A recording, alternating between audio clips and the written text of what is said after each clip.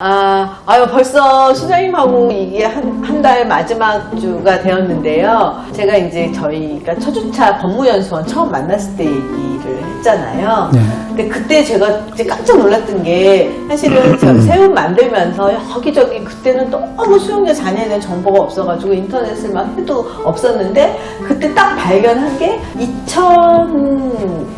2011년에 2011년. 정부에서 범정부 차원으로 수용자, 미기 수용자 자녀를 지원하겠다고 하는 거를 정책을 만든 거예요. 그래서 깜짝 놀라가지고 이 정책이 어떻게 만들어졌을까. 근데 사실 그 당시 제가 했을 때는 그때 했던 것들이 시행되는 게 하나밖에 없었고 가정 만남의 날 예. 두 개구나. 그 멘토링, 대학생 멘토링 두 개밖에 없었고 다 시행이 안 되고 있었는데 지금 그렇게 훌륭한 범정부적인 정책을 예. 만들 수 있도록 아이들하고 그 그림을 그리신 게 우리 소장님이신 거죠? 예. 네. 어떻게 또 그렇게 예. 수용자 예. 가족이나 또 자녀에 대해서 예.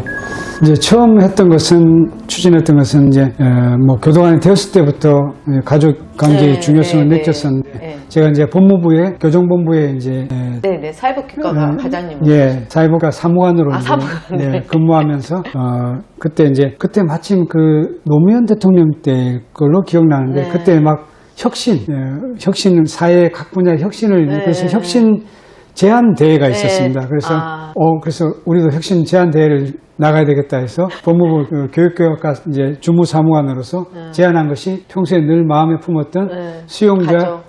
이제 위기가족 지원 및 가족관계 회복이라고 하는 이제 주제로 올렸더만은 저희하고 아주 비슷한 과제를 부산교도소에서도 올렸더라고요. 그래서 뭐 이런 거 가지고 둘이 경쟁하지 말고 같이 합력하자. 본부와 정책부서와 현장부서가 융합을 하자 해가지고 이렇게 같이 융합을 했습니다. 그래가지고 그때 이제 혁신대회를 나갔었고요. 그래서 혁신대회 최종 발표 전날까지 평가는 저희가 1위였습니다. 법무부에서 1위였는데 당일날 퍼포먼스를 더 잘한 그 출입국에서 1위를 가지고 저희가 반전 퍼포먼스에서 조금 딸려가지고 2위를 했습니다만 1위나 2위가 중요한 게 아니고 어쨌든 이것이 주목받을 수 있었다. 그래서 참 감사했고 그래서 저희들이 처음으로 가족사랑 캠프를 부산교도소에서 이렇게 했었습니다. 그때 가족사랑 캠프 때는 이제 가족사랑 캠프 할 사람 하면은 손드는 사람들이 주로 보면 가족 관계가 건강한 사람들이 손을 듭니다. 진짜 필요한 사람들은 필요한 사람들은 우리 가족들은 얘기해봤자 이미 깨졌으니 또 그렇습니다. 그래서 저희가 희망자를 받아보니까 건강한 사람들이 대부분이고 그래서 다시 한번 할 사람 하니까 그제야 정말 마음에 품었던 사람들이 많이 나오더라고요. 그래서 근데 가족들한테 연락을 했더만 상당수가 연락도 하지 마라. 뭐 이렇게 이미 그 인간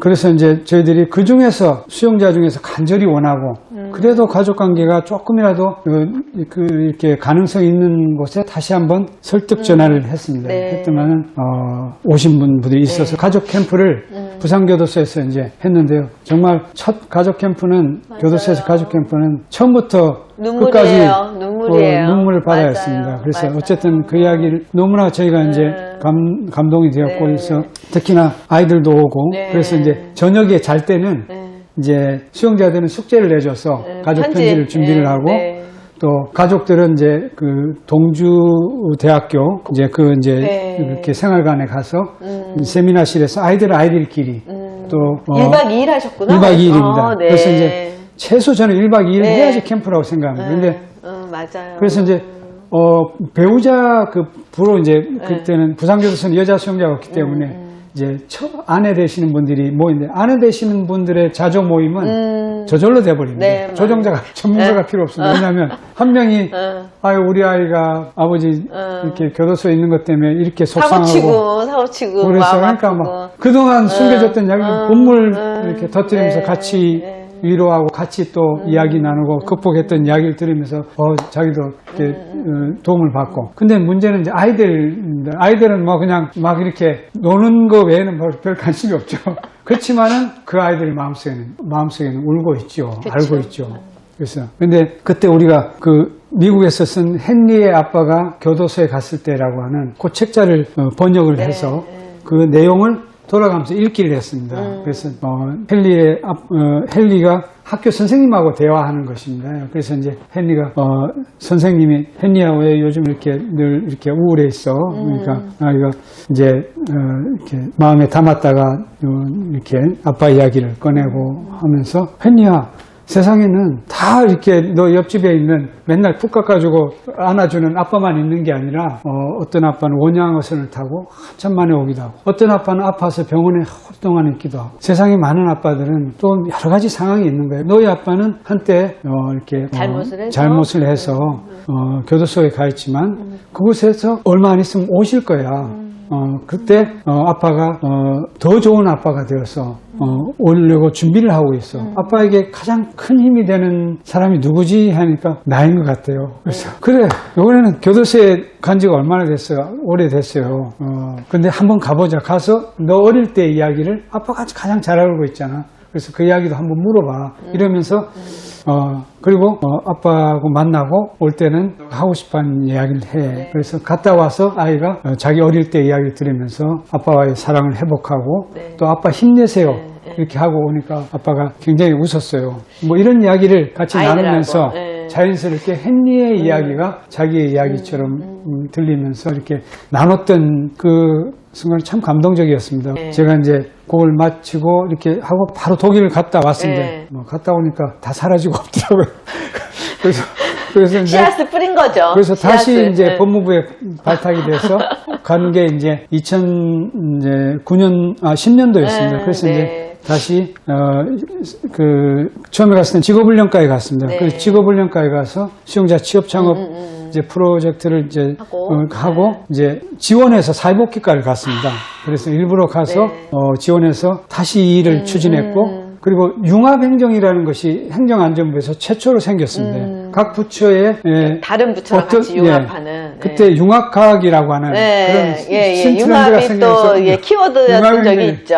저는 2007년도에 이미 부산교도소하고 융합행정을 했는데 그런 것처럼 이제 부처 간의 융합행정이 필요한 사안을 공모를 했는데 제가 이것이야말로 법무부가 해서 주도적으로 다 할 일이 아니라 교육부, 여가부, 또 복지부, 여가부, 지자체, 또 이런 다 함께 경찰청 다 같이 해야 될 일이다. 우리 사회가 모두의 이 참 숙제이지고 또 우리의 아픔이고 우리가 같이 해결해야 될 사회적 공동체의 과제라는 생각에서 제안을 했고요. 처음에는 조금 뜬금없다는 했던 행안부 직원을 잘 설득했고 행안부에서 이것이다 라고 해서 했는데 처음에는 이제 관계부처에서 이렇게 좀 거부를 반응했습니다. 우리는 다문화라든지 세터민이라든지 많은 사안이 있는데 이 아이들은 그냥 모른 채 해주는 게 최고죠. 이렇게 하면서 몰라 또 여기까지 합니까? 이런 의견이 있었지만 선생님 그 집에 폴리스 라인이 쳐졌어요. 그 사건 이후에 폴리스 라인이 쳐진 그 집 아이가 정상적으로 학교를 다니겠습니까? 그 얼마나 어려운 일입니까? 그냥 있어도 왕따 되는 요즘 세상인데 적절한 개입을 하고 지혜로운 개입을 해줘야 됩니다. 그래서 이제 시작했고요. 뭐 너무 많은 것을 소개하면 그렇습니다. 한두 가지만 소개하면 처음에 시작은 정말 초기 경찰 단계에서부터 시작해야 된다고 생각했습니다. 그래서 저희들이 법무부에서 제안했던 경찰청에 제안했던 내용은 이제 긴급 체포 시에 길 가다가 만나면 바로 체포해야죠. 지금 뭐 바쁜데. 그렇죠. 근데 다만 가택을 이렇게 긴급 체포할 때는 그 아이가 아동이 있고 또 유아가 있는 것을 알 수 있기 때문에 방치되지 않도록 사회복지사나 최소한 여경이나 이렇게 나이 드신 이제 이렇게 경찰관들이 보호할 수 있는 조치를 하는 것을 전제로서 가야 된다. 그래서 긴급 체포하는 장면에서 막 이렇게 수갑을 채우면 이제 대부분 이렇게 잘 이렇게 순응하시면 좋은데 왜 이렇게 막 저항하면서 정말 봐서는 안 되는 그런 참 장면이 연출되는데 그래서 아이들이 그런 장면을 보지 않도록 다른 방으로 이렇게 안전하게 해서 안심을 시키고 또 아이들에게 아빠가 잠시 가지만 너희들 그 고모나 이모가 곧 올 거야. 그리고 아빠가 전화를 할 거야. 걱정하지 말고 이렇게 기다릴 필요가 있으면 기다려주는 그런 책이라고 아빠라니까 미안합니다. 엄마일 수도 있습니다. 양성평등에 없는 엄마나 아빠는 10% 경찰서 유치장에서 곧바로 전화를 두 통화 이상 해준다. 첫 통화는 이제 빨리 보호해줄 이모나 무슨 그 가족에게 보호 요청을 하고 또 아이에게 전화를 해서 올 거니까 기다려라 뭐 이런 것을 해서 하는 그 시스템부터 이렇게 출발을 해서 맞아요. 교육부 또 여가부 이런 복지부 다. 복지부 그래서 제가 그걸 보고 너무 멋있다 그랬는데 그게 시행이 안 되고 있더라고요. 2015년에.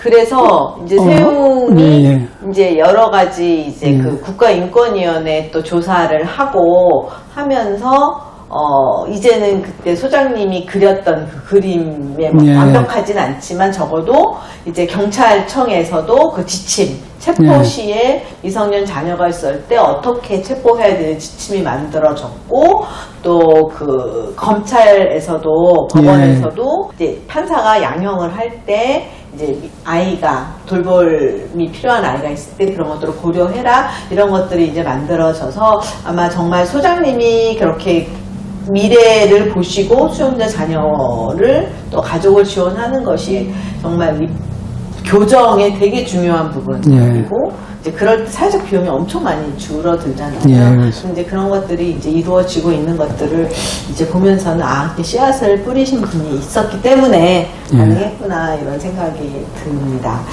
시간이 좀 많이 지나긴 했는데요. 그래도 또 세움 또 TV를 보고 있을 저희 수용자 또 세움과 관련된 아이들과 가족들에게 또 마지막으로 또 한 말씀 해주시면 예.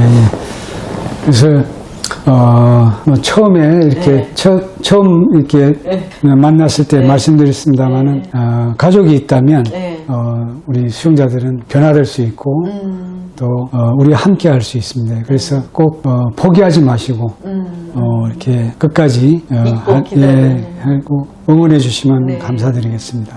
너무 짧게 했네요.